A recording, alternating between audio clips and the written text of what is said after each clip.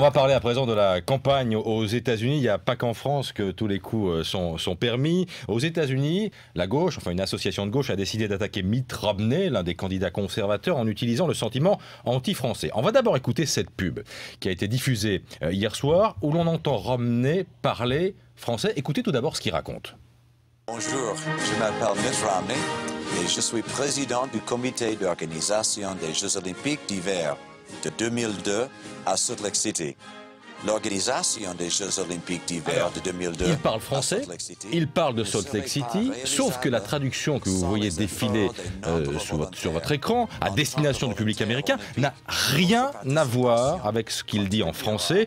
Il dit donc « Je suis président du comité olympique des Jeux de Salt Lake City », c'est traduit « Je suis candidat à la présidence ». Il parle tout le temps des Jeux et on lit dans la traduction « Je crois que l'avortement devrait être préservé et légal dans ce pays ». Et tout est comme ça, Pascal. Priorité au direct, on va poser la question à Jean-Bernard Cadier, le correspondant de BFM TV à New York. Ça paraît évidemment ahurissant. Et ce qui est encore plus ahurissant, Jean-Bernard Cadier, c'est qu'un groupe de gauche assume clairement le fait d'utiliser le sentiment anti-français pour plomber Romney, c'est ça ?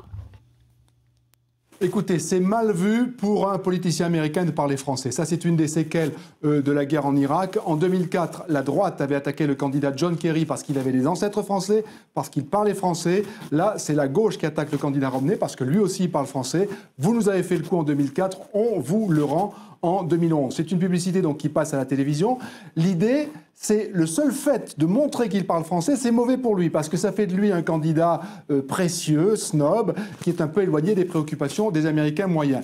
Alors effectivement, curieusement, ce qu'il dit en français ne correspond pas du tout aux sous-titres en anglais.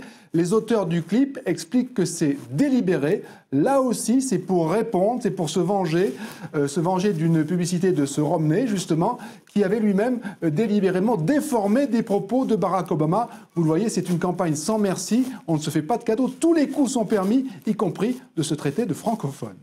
Jean-Bernard Cadier, le correspondant de BFM TV aux États-Unis.